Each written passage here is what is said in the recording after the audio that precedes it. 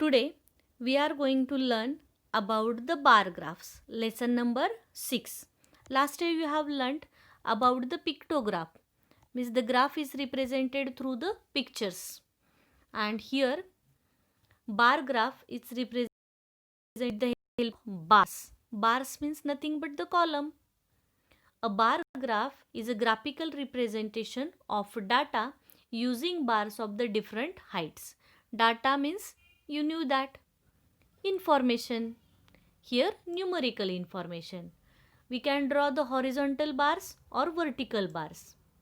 Bar graphs are used to compare the things between the different groups like the types of plants, hibiscus, rose, periwinkle, jasmine, or various animals, tiger, lion, deer, bear, like this. The height or length of the bars are proportional to the values that they represent. Means the height shows the numerical information or the number of that particular group. It shows the numerical information. So height or length of the bar is dependent on the numerical information. A bar graph is useful for the drawing conclusions from the observations recorded in the science experiment as well as in geography and economics. Now how to draw the bar graph? Draw one horizontal line as a x-axis. Then draw one vertical line as a y-axis. The point of intersection of x-axis and y-axis is called the origin and name it as the point O. The x-axis and the y-axis forms an angle of 90 degree, means right angle, with each other. The width of all columns should be equal. It is very important. And second most important thing is the distance between any two bars should be also equal. You can choose a suitable scale for the y-axis and use different colors to show the different bars in each set because it is very easy to get the information in a glance. See here, I told you how to draw the graph. This is the graph page. On the graph page, some lines are very dark and some lines are faint. So these dark line forms 1 centimeter square. 1 centimeter square like this. Okay.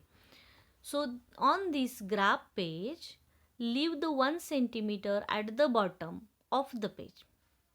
Here you have to leave the 1 centimeter to write the information on the x-axis and draw one horizontal line.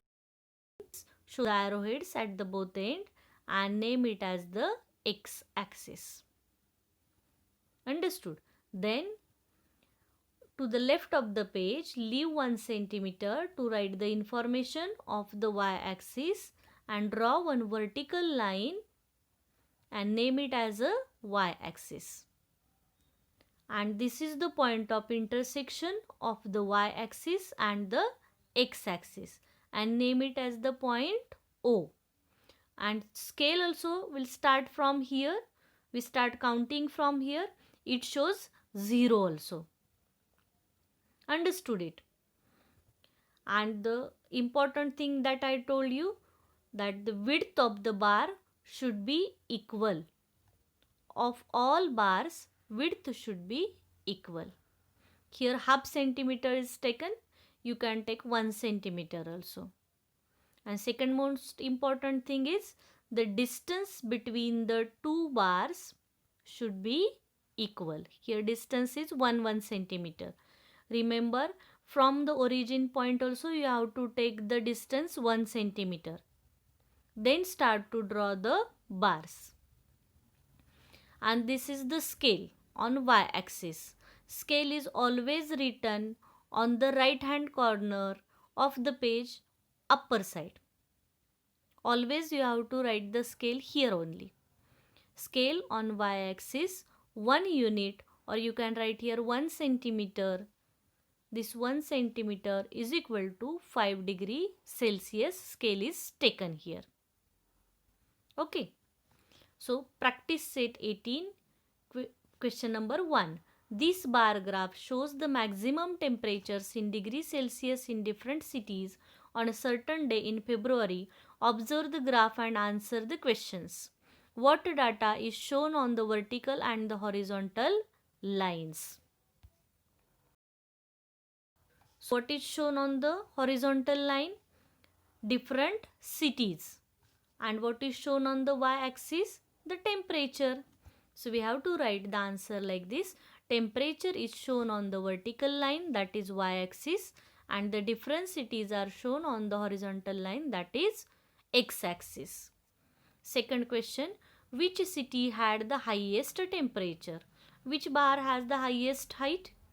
This, Chandrapur. It shows the Chandrapur. So our answer is Chandrapur had the highest temperature, 35 degrees Celsius, at the height of the bar corresponding to city Chandrapur is maximum. Third question, which cities had the equal maximum temperatures? Equal height of these two cities, Matheran and Panchgani. So your answer is Panchgani and Matheran had the equal maximum temperature of 25 degree also. And Pune and Nashik had equal maximum temperature of 30 degree. Thus the cities Panchgani and Matheran, Pune and Nashik had equal maximum temperatures. This, Nashik and Pune also. Nashik and Pune, Matheran and Panchgani. Fourth question, which cities had a maximum temperature of 30 degree? Just we have seen that Pune and Nashik. Last question of it, what is the difference between the maximum temperature of Panchgani and Chandrapur? Maximum temperature of Panchgani is 25 degrees Celsius. Maximum temperature of Chandrapur is 35 degrees Celsius. See here, Panchgani, the height shows 25 degrees Celsius here, and the Chandrapur shows the 35 degrees Celsius. We have to find out the difference between them. So subtract it. 35 minus 25 is equal to 10 degrees Celsius.